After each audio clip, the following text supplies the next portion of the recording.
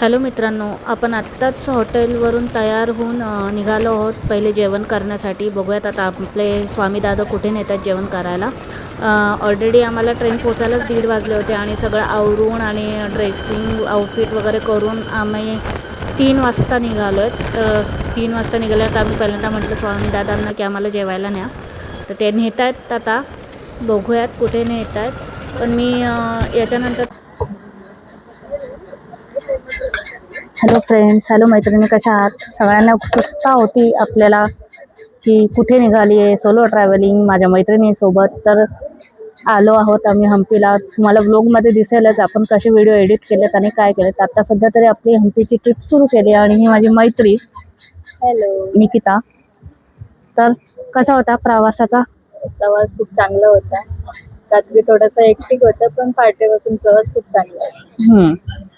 आणि आता पहिलेच आपला हॉल्ट आहे जेवणाचा. भूक तर मजबूत लागलेली आणि इथे आपण आलो टॅमरिन हॉटेलला, जे की लोकल साऊथ टॅमरिन ट्रीला लोकल साऊथ आपलं आहे हॉटेल. आणि डिश मागवल्यात, बघूयात कसं लागतंय. पुढचं अजून डिटेल्स आपण बघूयात.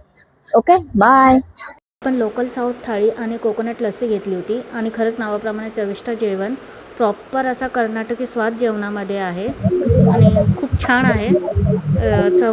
मस्तपैकी जेवण झाल्यावर असं वाटलं होतं की एवढं छान जेवण झालं आहे, दुपार आहे तर भर दुपारात झोप येईल, पण असं काही झालेलं नाही आहे. जेवण झाल्यानंतर उलट फिरायची ताकद द्विगुणित झालेली आहे आणि खूप उत्सुकता आहे की आता पहिलं आपण कोणत्या ठिकाणाला भेट देणार आहोत. तर पहिलं आपलं जे ठिकाण आहे ज्याला आपण भेट देणार आहोत ते आहेत हम्पीमधील विजय विठ्ठल मंदिर. विजय विठ्ठल मंदिर हेच 16व्या शतकातील विजयनगर साम्राज्याच्या वास्तुकलेचा उत्कृष्ट नमुना म्हणून ओळखला जातो. एवढंच नाहीत तर ह्या मंदिराची विशिष्टता अशी आहे की ह्या मंदिरात विठ्ठल रुक्मिणीची मूर्ती जरी नसली तरी इथे आपल्याला त्यांचे अस्तित्व, आभास आणि मनाला मिळणारी प्रसन्नता मंदिराच्या कानाकोपऱ्यात अनुभवता येते. हे मंदिर राजा कृष्णदेवराय यांच्या कार्यकाळात पूर्ण झालेले आहे. तसेच हे मंदिर द्रविड शैलीतील असून उत्कृष्ट नक्षीकामासाठी ओळखले जाते. ह्या मंदिराच्या आवारामध्ये एकूण 64 वास्तुकला आहेत आणि ह्याच वास्तुकलापैकी आपण सगळ्यात महत्त्वाच्या कलेला पहिली दिलेली भेट म्हणजे दगडी रथ. हे दगडी रथाचं विशिष्ट असं आहे की 50 रुपयाच्या नोटेवरती जे चित्र आहेत छापलेले ते इथलीच प्रेरणा म्हणून घेतलेले आहे. आणि दुसरं म्हणजे तर आपण विठ्ठल मंदिराच्या गाभाऱ्यात आलो आहोत आणि ह्या गाभाऱ्याचं वैशिष्ट्य असं आहे की तुम्हाला खाली उतरून फेरी जर मारायची असेल तर अंडर म्हणजे भूमिगत जाऊन तुम्हाला फेरी मारावी लागते. आम्हाला कल्पना नव्हती म्हणून आम्ही चुकीच्या दिशेने उतरलो, पण आम्ही परत पूर्ण फेरी करण्यासाठी परत माघारी फिरलो आणि परत तुम्ही बघता आता आम्ही परत चाललो आहे सरळ फेरी मारण्यासाठी. तुम्ही पाहू शकता की किती खालती आहे त्यांचं कोरीव काम पूर्ण दगडामध्ये केलेलं आहे आणि किती छान असे हे केलेले आहेत. आणि खालती जो तुम्हाला दिसतो तो ॲक्च्युली नाला आहेत. आता आम्ही तुम्हाला परत व्हिडिओमध्ये पुढे दिसेलच की कशा प्रकारे ते आहेत. इथे आता सरळ फेरी मारण्यासाठी आम्ही परत खाली उतरतो. तर तुम्ही बघू शकता की किती खालती आहे आणि पूर्ण अंधार आहे. तुम्हाला मोबाईलची बॅटरी चालू करूनच पुढे जावं लागतात. आम्ही ते तुम्हाला सांगत होती जे खालती दिसते तो नाला ॲक्च्युली म्हणजे जे मूर्तीचा पहिल्या वेळी जे अभिषेक वगैरे करत असतील तर ते सगळं पाणी मंदिरातून खालती येऊन त्या नालीतून परत बाहेर जातं. माझी मोबाईलची बॅटरी बंद झाली पण ठीक आहे. आणि तसंच तुम्ही अशी सरळ फेरी करून पुढे करू शकतात. आणि आम्हाला मोह नाही आवरला, छान मस्तपैकी तिथे एवढ्या खारुताई खेळत होत्यात. तर म्हटलं आपण जरा एक छोटासा स्मॉल व्हिडिओ घेऊया असता कारुताईचा. हे जे सभामंडप तुम्ही बघताय तिथे 64 खांब आहेत आणि हे 64 खांब म्हणून म्युझिकल खांब म्हणून ओळखले जातात. यातून प्रत्येक एक खांबातून 7 सूर ऐकू लागतात प्रत्येक विशिष्ट असं खांबातून. तुम्ही हा नकाशा बघू शकतात की इथे 64 वास्तुकला आहेत म्हणजे प्रत्येक मंदिर आहेत. प्रत्येक मंदिरामध्ये काही छोट्या मोठ्या वास्तुकला आहेत. आता आपण इथून निघालो आहोत विजय विठ्ठल मंदिराकडून भेट देऊन आपण निघालो आहोत मल्ल्यावंत हिलकडे. हम्पीतील माल्यवंत टेकडी हे एक पवित्र आणि ऐतिहासिक ठिकाण आहे जिथे प्रसिद्ध मालवंत रघुनाथ स्वामी मंदिर वसलेले आहे. रामायणाशी संबंधित असलेले या ठिकाणी राम आणि लक्ष्मण यांनी पावसाळ्याचे 4 महिने वास्तव्य केले होते असे मानले जाते. माल्यवंत टेकडी ही शांतता, आणि निसर्ग सौंदर्यासाठी प्रसिद्ध आहे. पौराणिक कथेनुसार सीतामाईंच्या शोधात असताना प्रभू राम आणि लक्ष्मण यांनी येथे चातुर्मास घालवला होता. हे रघुनाथ स्वामींचे मंदिर 15व्या शतकातील विजयनगर स्थापत्यशैलीचे उदाहरण आहे.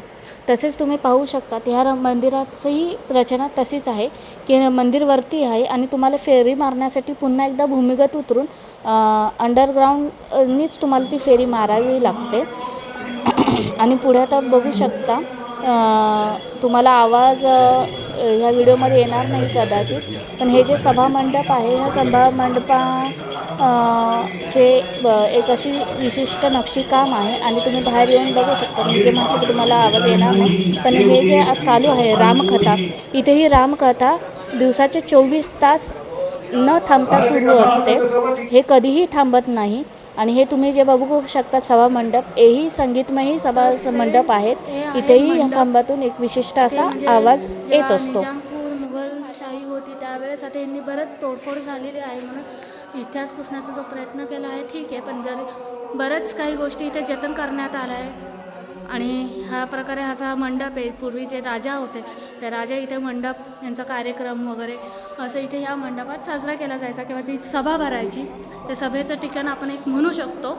तुम्ही काम बघू शकता एकदम किती आखीव आणि रेखीव आहे. प्रसिद्ध आहे.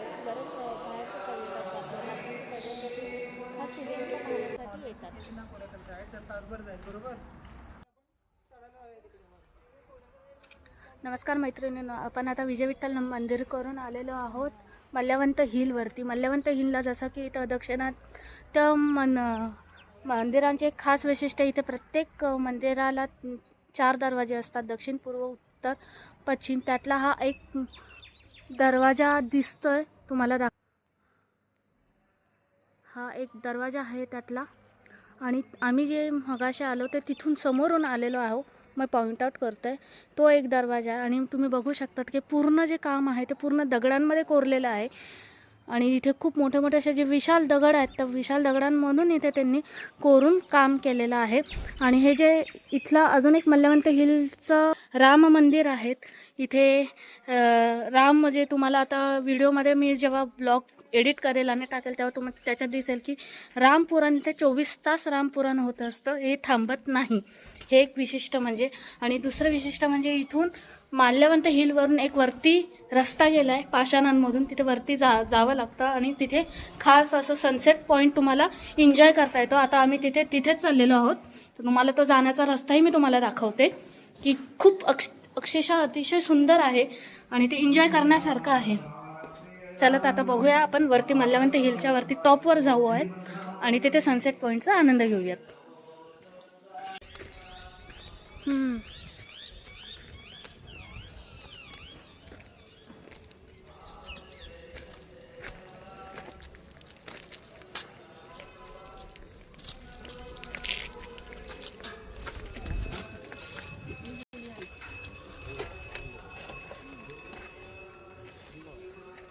मित्रांनो, आपण आलो आहोत हिलवर आणि हे तुम्ही समोर सुंदर बघू शकतात. सनसेट जवळ होत आला आहे जवळपास, तर आपण आता वरती जाऊयात. आणि तुम्ही बघू शकता हे पूर्णपणे पाषाण आहे, कुठेही इथे पायरी नाही आहे. हे पूर्णपणे पाषाणात बांधलेलं काम आहे. हे बघा, हे पूर्णपणे असे डोंगर आहेत जे पूर्णपणे फक्त खडक आणि खडकच आहे. इथे तुम्हाला माती दिसणार नाही, माती दिसली तरी तुम्हाला ती वाळूसारखी माती दिसणार आहे.